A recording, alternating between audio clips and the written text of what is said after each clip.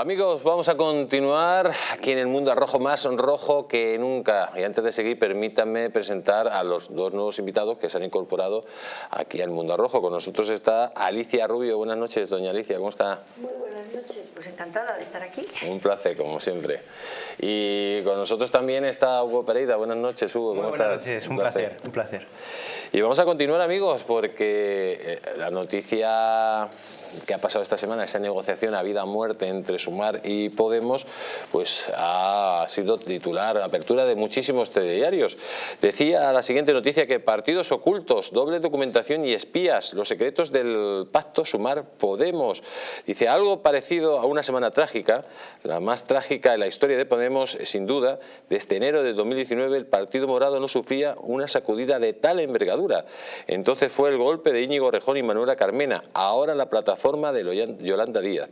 El plazo de tan solo 10 días fijados para registrar una coalición tras la convocatoria de un adelanto electoral ha embarrado el plan de Pablo Iglesias de construir una alternativa independiente a Sumar y hacerle pagar a Díaz su traición. Díaz llevaba meses construyendo Sumar, faltaba registrar el partido, pero resolvió el asunto en tiempo récord. Nada más realizarse el anuncio de Sánchez. La habían avisado antes, sostienen en Podemos, donde creen que el adelanto electoral ha favorecido el planteamiento de la dirigente gallega. A partir de este momento, la lideresa de Sumar solo tenía que rectificar una batería de acuerdos de los que existían los borradores, con Compromís, con Izquierda Unida, con Más Madrid, los comunes catalanes y otras siglas locales. Solo faltaba por escribir la historia con Podemos. Y señora Tomás, la historia con Podemos o la negociación ha sido pues casi un poco un sainete, en el sentido de que hemos visto cómo Belarra y PAN pues se ha salido con la suya, pero sin embargo Irene Montero, que era la líder principal, y el señor Echenique, que era otro de los grandes líderes, directamente los han sacado del tablero. Bueno, ha sido patético, o sea, cómo se matan, cómo se piolean, cómo se pisan, cómo se... ha sido tremendo. Yo, de todas maneras, fíjate, no sé si es porque soy muy cabezona, pero yo creo que todavía no está todo el partido terminado. Creo, ¿eh? ¿Usted cree que va a pasar algo? Yo creo que todavía va a pasar algo, fíjate, en estos 10 días. Creo que todavía tienen cosas que pasar. Con Pablo Iglesias, con Montero, con Echenique, con 2 o 3, o sea, que a lo mejor son 2 o 3. Pero ese partido que inscribieron, que luego que si se habían equivocado, sí, que si no sé qué, a mí me huele muy mal. Yo creo que no está todo dicho. No está todo dicho. Fíjate. ¿Alicia? Sí, bueno, yo aparte de alegrarme mucho de que, en fin, de que se navajen, porque me parece un partido y unas personas absolutamente perniciosas para España y tremendamente tóxicas y cainitas, en fin, pues la verdad me alegro de que se navajen, pero sí que es verdad que yo creo que todavía nos quedan algunos capítulos por ver, que esto no va a quedar así. No sé cómo terminará la cosa y desde luego no sentiré ninguna pena si Irene Montero y Echenique desaparecen de la política, porque es que no recuerdo una sola cosa buena. Entonces, pues cuanto más lejos de la política y más en su casa, y que tengan poco poder sobre los españoles, mejor. Pues mire lo que decían Echenique, decía directamente, se desquitaba y decía que los que tienen un montón de dinero en el banco, en referencia a no sé a quién, pues dice que no podemos dejar de pelear. Ahí vamos a escucharle. Que ilusionarnos es lo que marca la diferencia. Da las listas con sus puestos ya dispuestos, pero a saber, a Yolanda Díaz no se le ha podido preguntar. Es un puzzle, como ustedes bien saben, que es complejo porque hay muchos actores. Y aunque se parecen, generan energía, fusión y fisión, no es lo mismo. La unión y los vetos sigue escociendo a los más acérrimos de Podemos. Batalla abierta en redes sociales que Pablo Echenique aborda así, que en la negociación ha habido vetos explícitos, el de Irene Montero, y por vía indirecta el suyo, que no ha podido encabezar la candidatura por Zaragoza, donde Sumar lograría solo un escaño. Que el golpe que han querido dar a Podemos ha sido muy duro, pero garantizar el acuerdo es la decisión más correcta en el momento más difícil y anima a no tirar la toalla. De hecho, hay 3 cuestiones. La primera, las listas. La clave, las provincias medianas, como Zaragoza, sin ir más lejos, donde Sumar necesita a Podemos para casi duplicar su número de escaños, que además son diputados que restarían directamente directamente a Vox. Y ahí no pueden perder ni un voto, ni el de los morados más recalcitrantes. Y en esa baza se seguirán apoyando para influir lo más posible. Entre otras cosas, por la segunda cuestión, conjugar el programa electoral y la campaña, más amable o más dura. Y la tercera, ya de fondo, la propia supervivencia de Podemos. Hasta qué punto diluirse será o no disolverse. Pues ahí tenemos, amigos, esto ¿a quién va a beneficiar? Pues sobre todo a mucha gente de la izquierda, señor Hugo Pereira, y de la ultraizquierda, que no se van a ir al paro. Por ejemplo, Belarra, si como una garrapata se ha lanzado, y PAN igual, ¿no? A mí me encantó el "te quiero mucho, Pablo" de Yone Belarra, que le puso en su cuenta de Twitter. "Te quiero mucho, Pablo". Palabras textuales. Ahí te quedas, Pablo, pero yo te quiero mucho. Es decir, es el beso de Judas elevado, digamos, al siglo XXI, y en este caso con Podemos. O sea, es absolutamente increíble la de traiciones que existen en la izquierda. O sea, es decir, ese partido Podemos que venía a regenerar la política, a mejorar el sistema, a acabar con la casta, pues como única funcionalidad quedó poner en las listas a Irene Montero y a Pablo Echenique y al grupi, por tanto, de Pablo Iglesias, porque recordemos que aquí un concepto importante es el propio Pablo Iglesias. Pablo Iglesias era el líder impectore, podemos decir, es decir, el que controlaba Podemos en la sombra. Ahora ya perdió todo tipo de control al integrarse Podemos en Sumar. Es decir, Pablo Iglesias ya está, ahora podemos decir oficialmente, completamente fuera de la política, porque antes, aunque no estuviera en actividad política, sí que desde atrás, desde la sombra... ¿Quiere escuchar a Pablo Iglesias lo que dice? Me encantaría, ¿no? Amigos, vamos a escuchar el audio de Pablo Iglesias, que está que rabia directamente. Vamos a escuchar el audio de sus palabras. Estás regalando la victoria a la mafia. Si tú dices veto a Irene Montero, porque si tengo a Irene Montero voy a tener más ataques de la derecha mediática. A quien machacan hay que defenderle.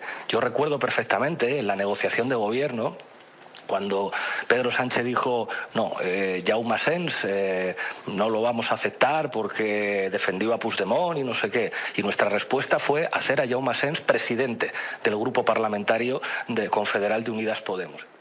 Pues ahí lo tenemos, amigos. El señor Iglesias está que rabia, ¿no? Hombre, claro, porque es que ahora mismo podemos decir ya oficialmente que está fuera de la política. Antes estaba en la sombra de Podemos, seguía controlando Podemos, ¿no? Incluso haciendo homilías en su canal de YouTube, en su canal Red que le llaman, pues seguía controlando Podemos. Ahora ya perdió todo tipo de control, ahora ya está completamente fuera de la política, y eso es la rabia que tiene en estos momentos Pablo Iglesias. Es evidente, ¿no? Pero insisto una vez más en las tradiciones que existen en la izquierda. O sea, esto demuestra al final los valores de esta gente, que lo único que le importa es el sillón. O sea, lo único que le importa es ir en unas listas. Lo único que le importa, por tanto, lo hemos comprobado, no son las políticas, no es mejorar la vida de los españoles, incluso con sus ideas socialistas o comunistas o lo que sea. No les importa la ideología, no les importan las ideas, no les importan las propuestas. Lo que le importa es buscarse una forma de vida, y en este caso es la política, porque han convertido la actividad política no en una forma de garantizar una mejora de la sociedad, sino en una forma de garantizar su propio bienestar personal.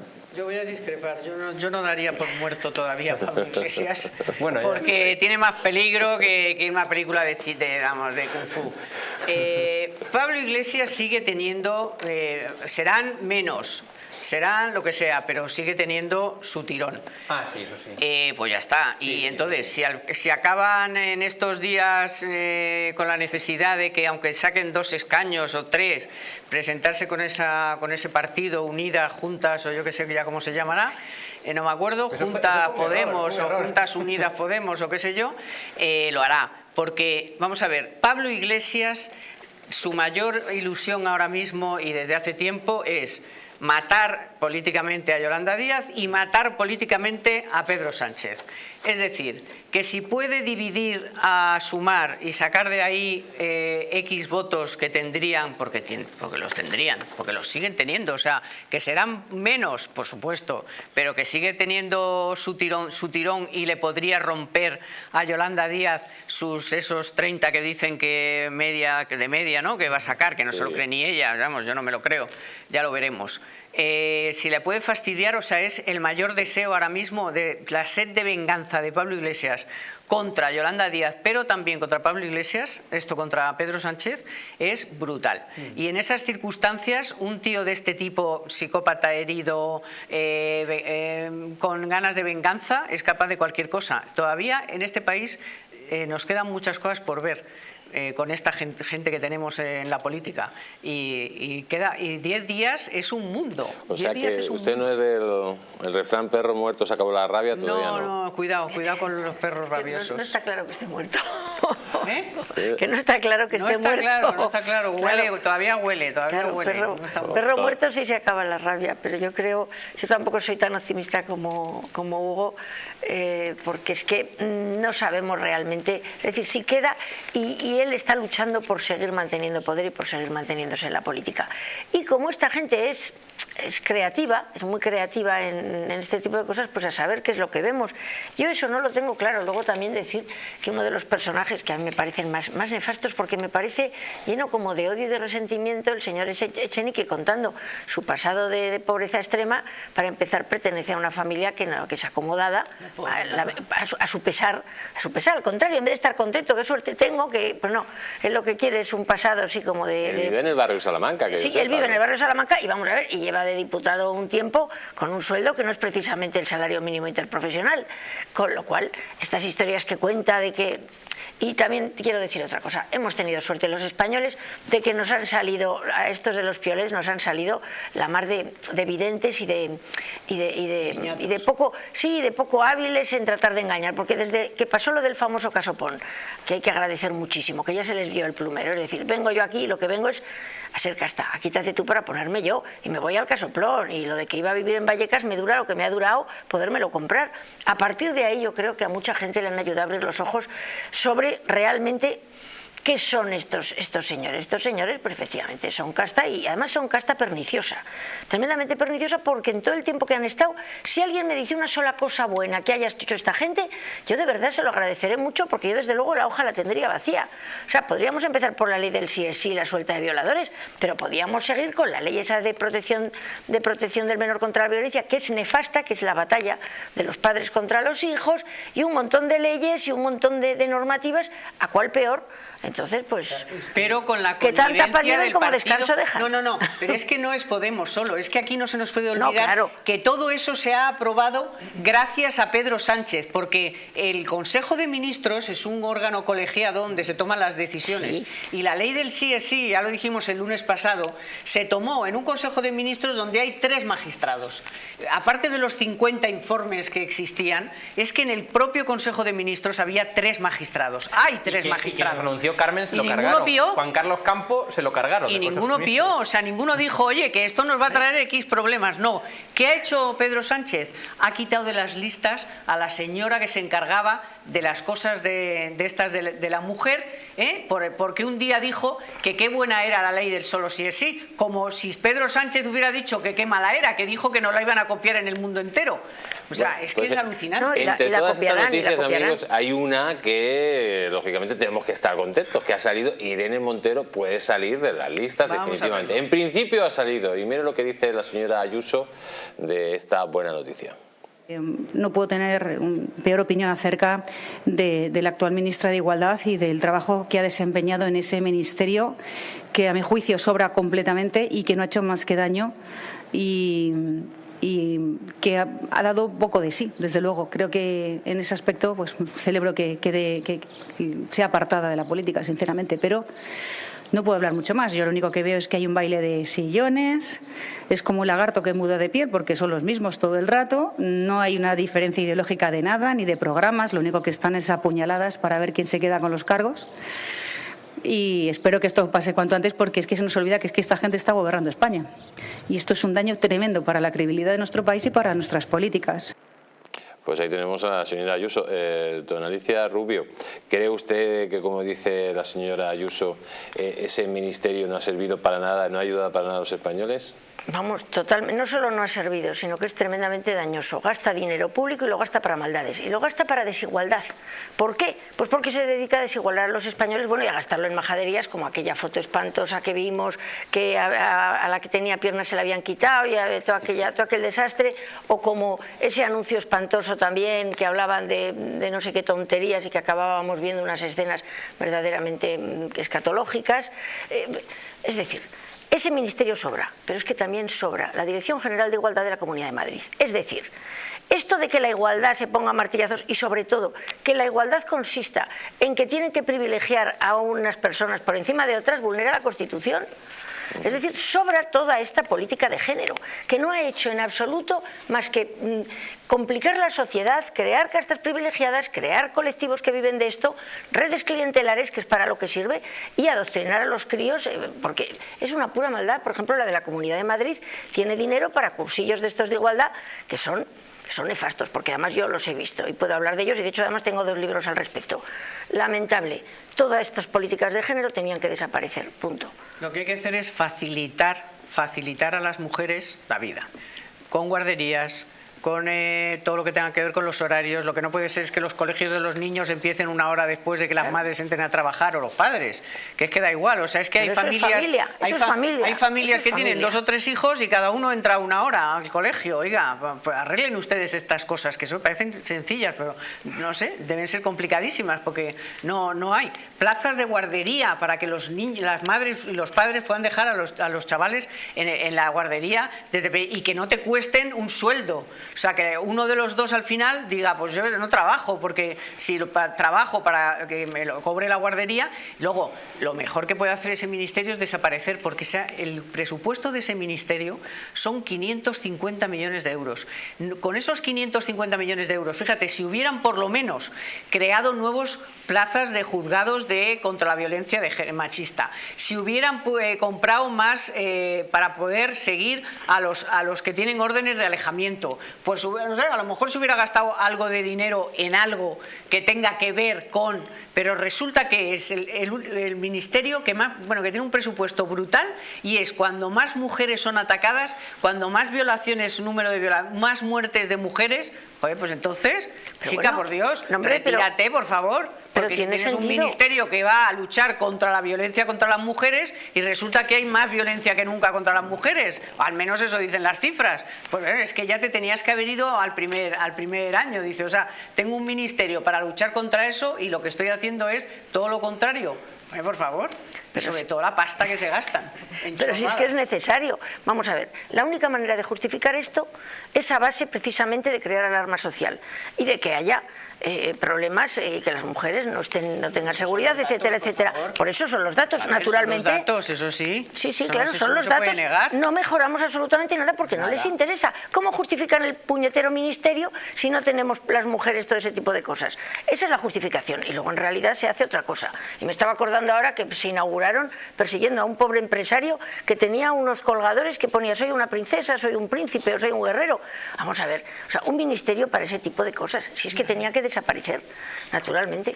Desde luego el Ministerio de Igualdad es completamente ineficaz, ineficiente e ineconómico, podemos decir. Es decir, ineficaz, ¿por qué? Porque no ha cumplido con los objetivos. Sí que es cierto, como estábamos diciendo, y yo sí que hablo, evidentemente, porque no rechazo ni siquiera el concepto, hablo de violencia de género.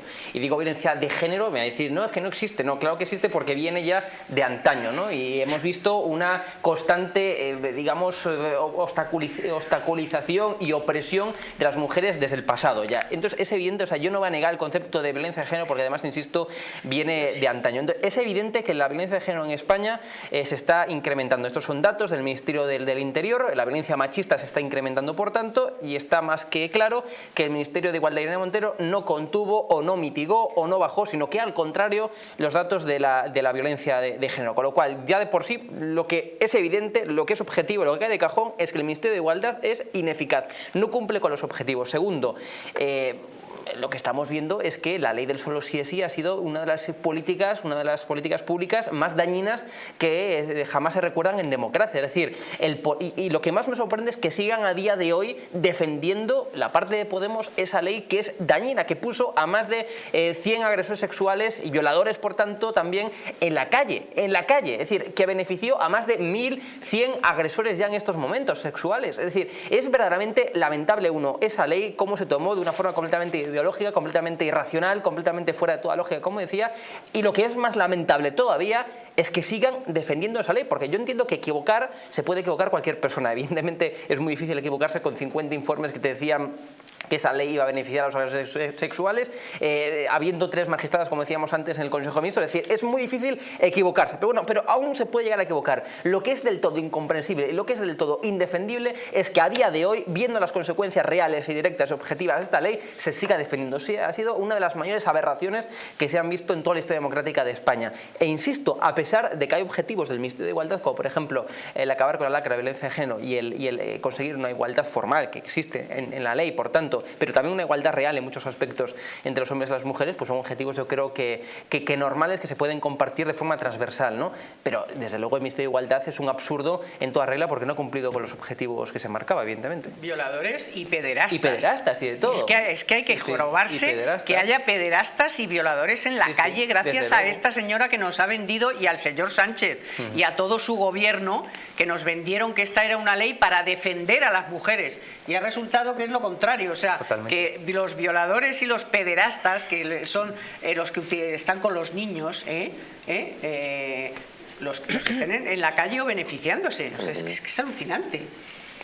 Pero bueno, vamos a ver, una de las cosas que quería decir, que efectivamente, como estábamos hablando de Podemos, yo he culpado a Podemos de todo lo que le correspondiera, pero que naturalmente que está relacionado también con que Pedro Sánchez es igual de culpable, ¿no? Que es que has comentado tú, hombre, la culpa también la tiene el PSOE, hombre, indudablemente, muchísimo la tienen todos, porque todos han sacado estas leyes. Y la realidad y el verdadero problema es que cuando uno crea un problema, lo agranda, lo hace enorme, para que viva un montón de gente de él, necesita que ese problema se perpetúe. Si en todas estas cosas del género, en todas este tipo de, digamos, de políticas, sucede siempre lo mismo. Es decir, se coge un problema, puede ser incidental, pero en vez de resolverlo, lo que uno hace es acrecentarlo, crear una alarma social y empezar a meter fondos públicos ahí para que viva de ello un montón de gente y crear redes clientelares. Esto no es nuevo. ¿Qué sucede? Que necesitan, para pedir más dinero para su ministerio, que haya más violencia contra las mujeres, para lo cual han sacado una ley extraordinariamente estupenda para eso, que es una auténtica locura, que es la ley del sí es sí, que nadie se sorprenda. Primero dijeron que no iba a pasar nada, porque además son mentirosos a rabiar, que no iba a pasar nada, que no se iba a soltar ningún violador ni ningún pederasta. Luego se soltaron y entonces empezaron a decir que es que lo que no esperaban era que hubiera tanta alarma social, que cómo éramos de tontos de alarmarnos por eso.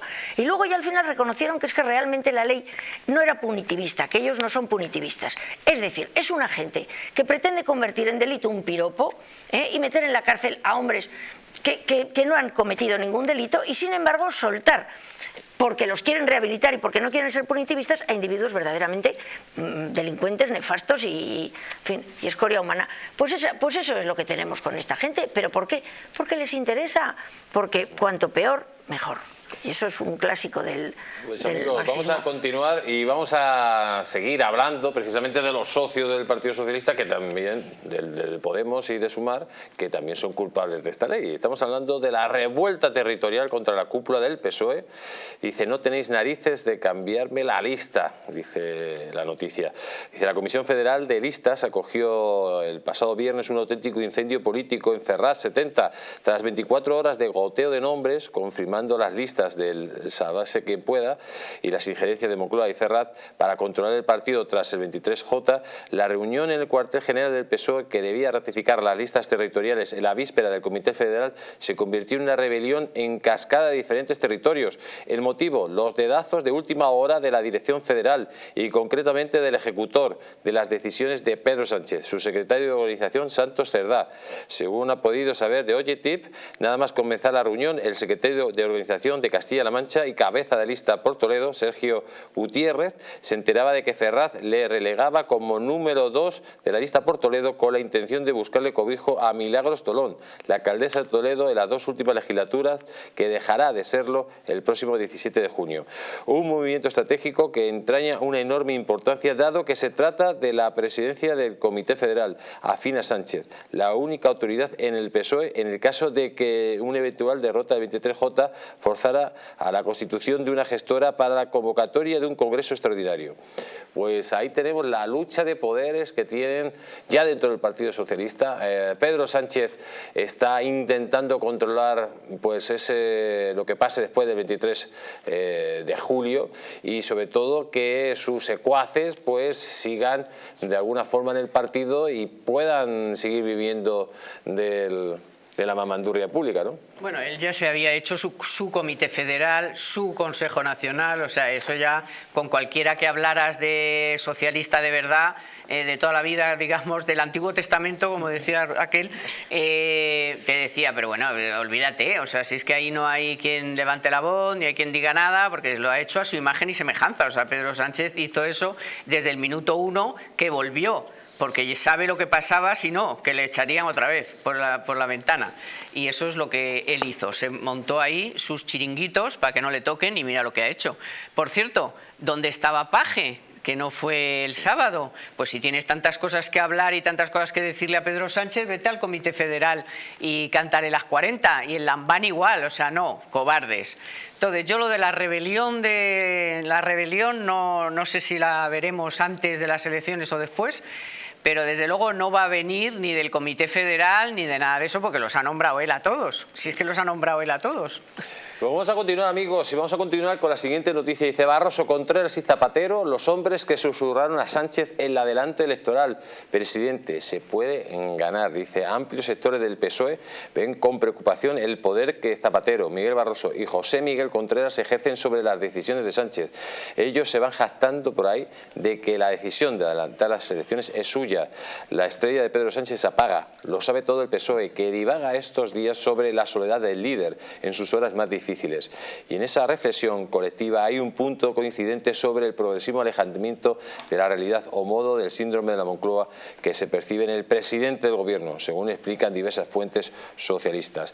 La preocupación gira en torno al círculo que aconseja influye en el presidente. Son Zapatero, Barroso y Contreras. Los tres, dicen estas fuentes, son los hombres que susurran al presidente y mueven los hilos de las decisiones que toman.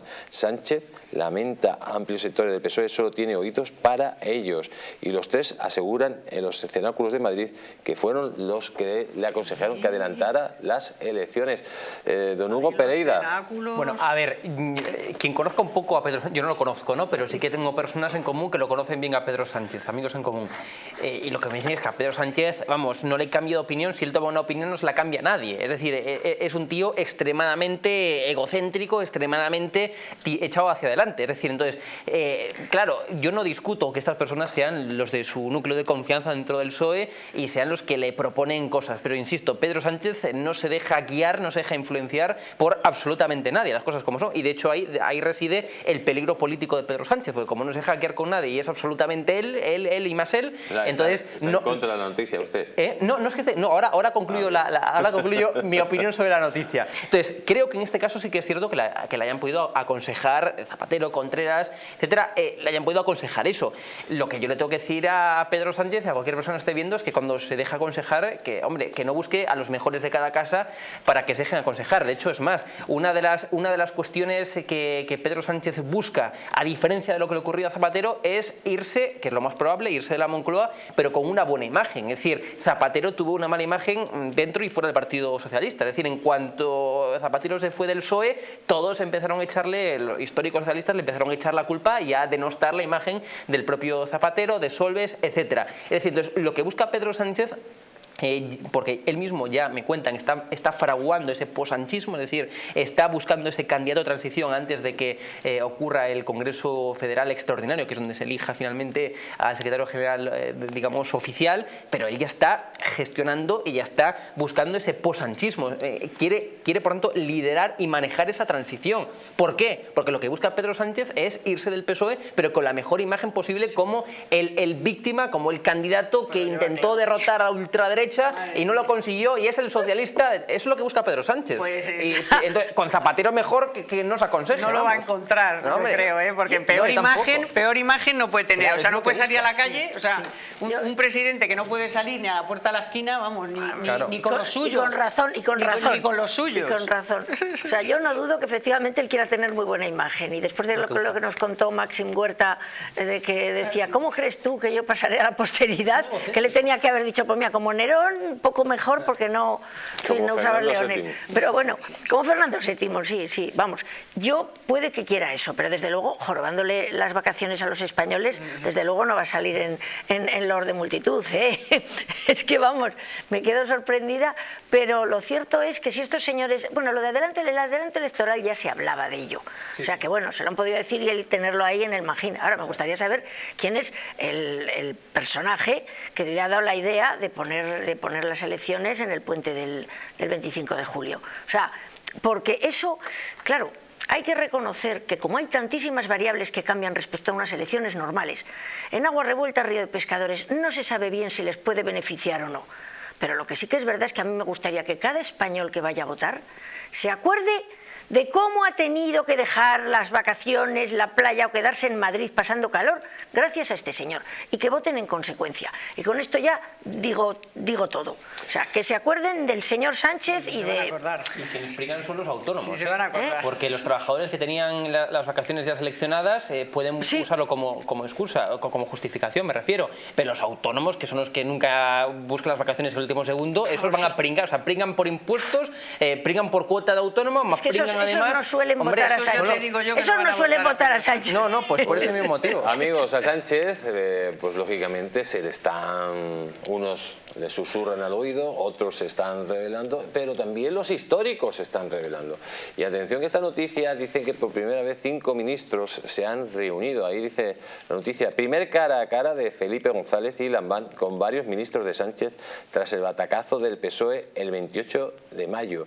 Felipe González, Javier Lambán, Edu Madina, Javier Fernández o Pepe Blanco coincidieron con hasta 5 ministros de Pedro Sánchez en la entrega este lunes del tercer premio Rojana Alfredo Pérez Rubalcaba en Madrid.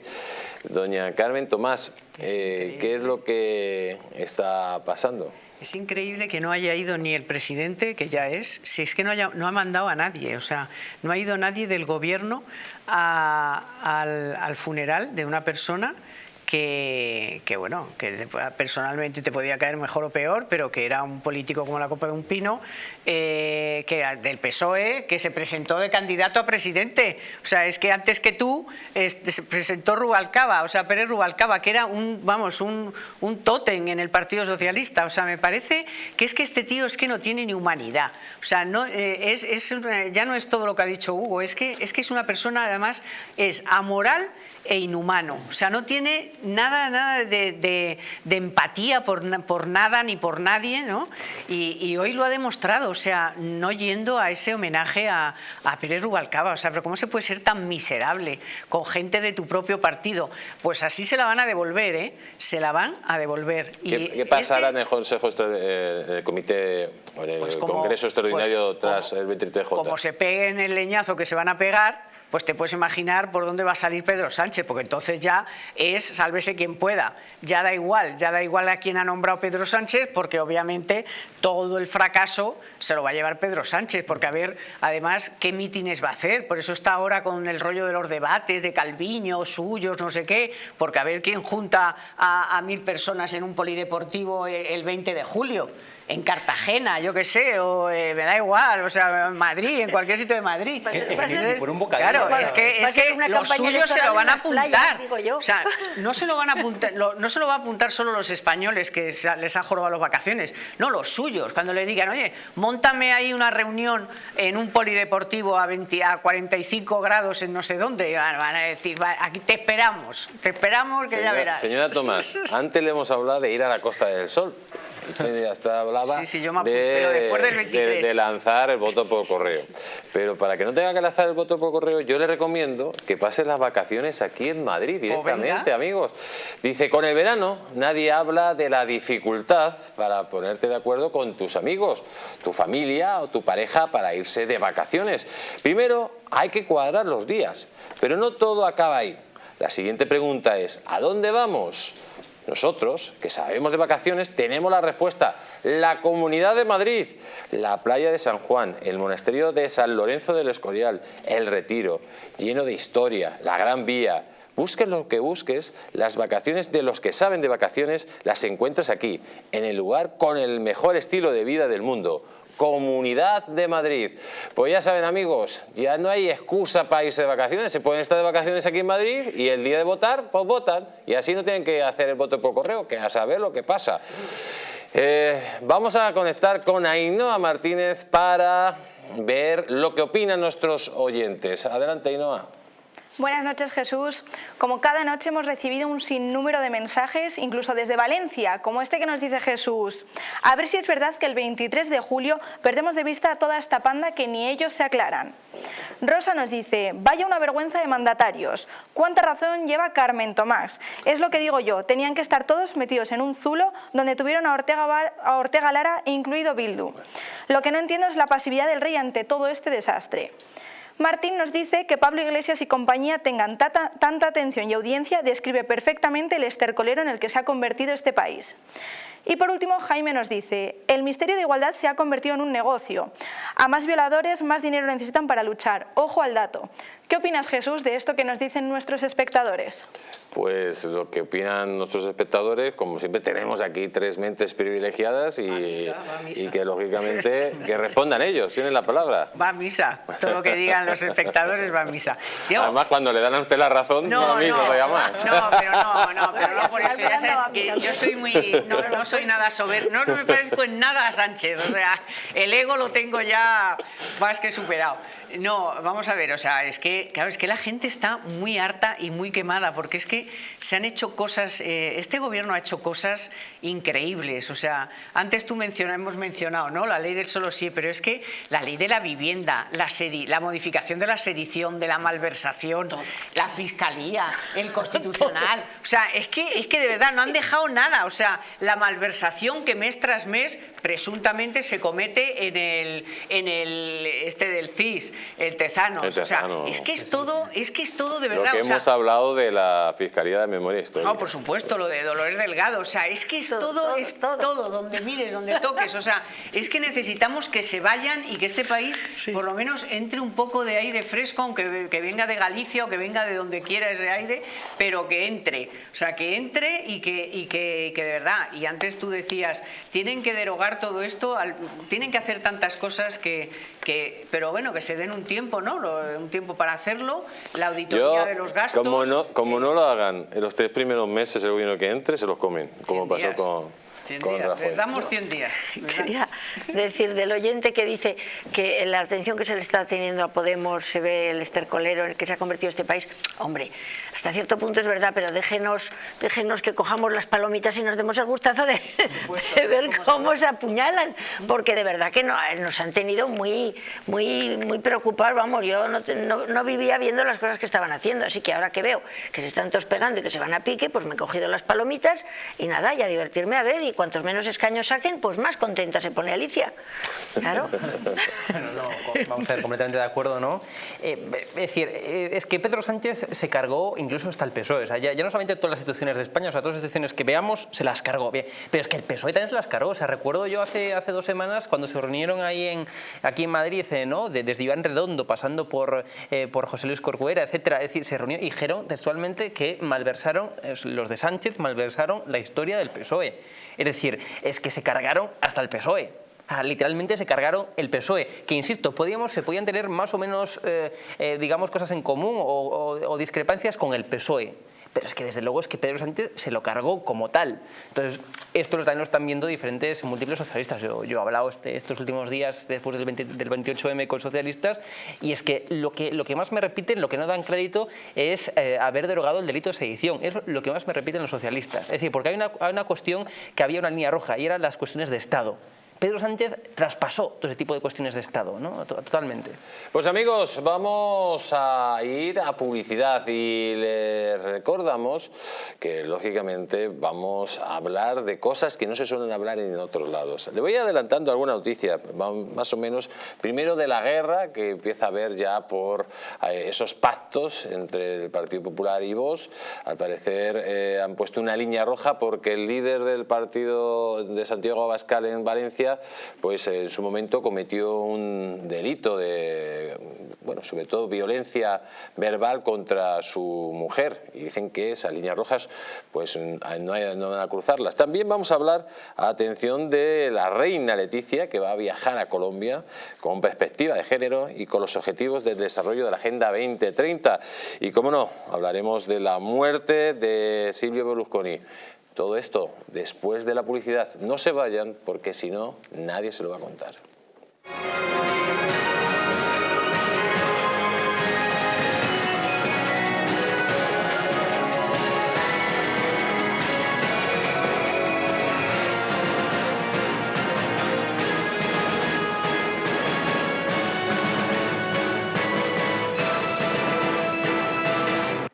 Hotel Las Dunas, un lugar mágico en el corazón de la Costa del Sol. En primera línea de mar, situado en un oasis de armonía, tranquilidad, enfocado en la salud y bienestar de nuestros huéspedes. Desconecta del estrés y la monotonía del día a día. Estancias con programas exclusivos y personalizados de salud, rejuvenecimiento y control del peso. Elegancia y bienestar junto al mar, sin renunciar a la actividad y la vida saludable. Descubre Las Dunas Hotel Health and Spa, el más exclusivo de toda la Costa del Sol. Mejor método para perder peso de forma saludable y sin pasar hambre. Desde la primera visita, una asesora te enseñará a cambiar tus hábitos hasta alcanzar tu peso perfecto. Lo conseguirás gracias a complementos alimenticios a base de extractos naturales y platos deliciosos. Apúntate ya en tu centro Naturhaus más cercano y online a través de naturhaus.es. Naturhaus, 30 años de experiencia en nutrición y dietética.